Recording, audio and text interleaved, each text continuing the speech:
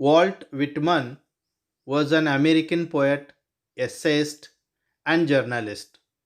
Whitman is among the most influential poets in the American canon and is often called the father of free verse. He grew up in Huntington in a family with difficult economic status. Walt Whitman हे American कवी, निबंधकार आणि पत्रकार. त्यांना the father of free verse म्हणून ओळखले जाते. आर्थिक परिस्थिती बेताची असलेल्या कुटुंबात ते लहानाचे मोठे झाले. His major work leaves of grass was published in July 1855. जुलै 1855ला प्रकाशित झालेली लिव्ज ऑफ ग्रास ही त्यांची एक महत्त्वपूर्ण कलाकृती होय. His O captain, my captain, a poem written on the death of Abraham Lincoln is widely popular. American राष्ट्राध्यक्ष अब्राहम लिंकन यांच्या मृत्यूनंतर त्यांनी लिहिलेली ओ कॅप्टन, माय कॅप्टन ही कविता खूपच लोकप्रिय बनली. The section 1 of song of the open road from leaves of grass is a beautiful blend of self-awareness, free will, and tenderness of heart. It gives us poets realization that along the journey of life, one will face a test of wisdom which is not tested in any school or university. A road is something everyone uses, whether rich or poor, and it forces all levels of people to associate with one another. The road signifies mobility. One can take the road as a point to start over towards something new. Whitman talks about the people and places. He argues against staying in one place for too long, although the hospitality may be true. Song of the open road ही कविता आत्मजागरूकता, इच्छा, हृदयाची कोमलता व्यक्त करते. जीवनाच्या प्रवासात शहाणपणाचे धडे हे केवळ शाळा विद्यापीठातच मिळत नाहीत. ही कविता सर्वच स्तरातील लोकांना एकत्र सहसंबंधाने राहण्याविषयी सांगते. जीवनाचा नवा अर्थ, मार्ग शोधण्यासाठी आपण केव्हाही प्रवासास निघू शकतो. विटमन यांच्या मते जीवन गतिशील ठेवण्यातच अर्थ आहे. Afoot and light hearted I take to the open road, healthy, free, the world before me, the long brown path before me, leading wherever I choose. Afoot means in preparation or on the way. कवी मुक्त मनाने तयारीनिशी जीवनाच्या प्रवासाला प्रारंभ करतो. स्वच्छंदीपणाने, मुक्त विचाराने, निरोगी मनाने समोर दिसणाऱ्या विस्तीर्ण जगात तो प्रवासाला जात आहे. त्याचे ध्येय गाठण्यासाठीचा रस्ता आता त्याला स्वतःला निवडायचा आहे. Every person has his her choice what he or she wants. या ठिकाणी कवी पॉझिटिव्ह आहे. त्याच्यासमोर अनेक अपॉर्च्युनिटीज आहेत. तो आशावादी आहे. Here the poet is physically fit and mentally strong. The poet is looking for his future life as like upcoming journey. henceforth I ask not good fortune, I myself am good fortune. Henceforth I whimper no more, postpone no more, need nothing. Done with endure complaints, libraries, querulous criticisms, strong and content, I travel the open road. Henceforth means hereafter. From now यापुढे whimper, low, weak, sad cries, querulous, irritable or ill tempered nature. आता इथून पुढे कवीला दैवाची अनुकूलता नकोय. त्याचे दैव म्हणजे गुड फॉर्च्यून तो स्वतः निर्माण करू इच्छित आहे. यात कवीचा सेल्फ कॉन्फिडन्स जाणवतो.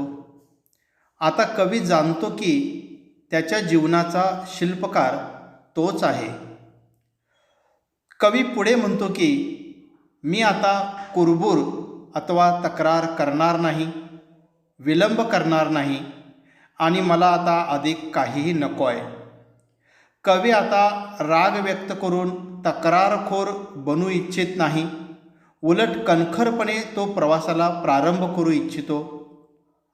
Here the poet wants to change his attitude of blaming and criticising and giving excuses. It was his past behaviour. Now he is ready to leave behind negativity and move ahead with self assurance and hope. जे झालं ते झालं. आता इथून पुढे जीवन वेगळे असेल असा अर्थ येते आहे. थोडक्यात कवी कठोर परिश्रमाने, मेहनतीने आपले ध्येय गाठू इच्छित आहे. The earth that is sufficient. I do not want the constellations any nearer. I know they are very well where they are. I know they suffice for those who belong to them. The word constellations has two meanings. First, fate or destiny, दैवाची अनुकूलता. Second, influential groups of people, म्हणजे प्रभावशाली लोकांचा समुदाय. कवीला खात्री आहे की ही सृष्टी आपल्या गरजा पूर्ण करेल. कोणतेही कॉन्स्टेलेशन्स म्हणजे दैवाची अथवा प्रभावी व्यक्तीची यशासाठी कवीला आता गरज नाही. त्याचा प्रवास तो आता स्वबळावर करू इच्छित आहे. The poet is fully awared about his abilities. He is sure to overcome problems and achieve success. Still here I carry my old delicious burdens. I carry them, men and women. I carry them with me wherever I go. I swear it is impossible for me to get rid of them. I am filled with them and I will fill them in return. Old delicious burdens means sweet memories of the past. कवीला त्याचे नातेसंबंध हवेसे वाटतात. कदाचित ते संबंध त्याला रोखण्याचे प्रयत्न करतील, पण कवी अशा स्वीट मेमरीज म्हणजेच ज्याला कवी ओल्ड डिलिशियस बर्डन्स म्हणतो तो त्यांना स्वतःबरोबर नेणार आहे. कवी स्वीट मेमरीजपासून मुक्त होऊच शकत नाही, कारण त्याच्या आयुष्याचा त्या मेमरीज हा एक अविभाज्य भाग आहेत. कवितेत वापरलेले पॅराडॉक्स म्हणजेच विरोधाभास या अलंकाराचे उदाहरण समजून घेऊया. कवी विरुद्धार्थी कल्पना मांडतो. त्या कदाचित ॲब्सर्ड वाटतात, पण त्या अर्थपूर्ण असतात. Old delicious burdens. यात बर्डन्स डेलिशियस कसे असतील? कवीला कोणत्याही अटॅचमेंट्सपासून फ्री व्हायचे आहे, परंतु तो स्वीट मेमरीजपासून फ्री होऊच शकत नाही. यामुळे या ओळीत पॅराडॉक्स अलंकार आहे. The road in the poem does not mean only the road to travel. The poet wants to suggest the road of life explain the metaphor with the help of the poem. Life itself is a long journey. We plan, travel, face difficulties, get delight, and our trip ends. So same is with our life. Life has also destinations, problems, happiness, and woes. The title itself is metaphoric. Free व्हर्स.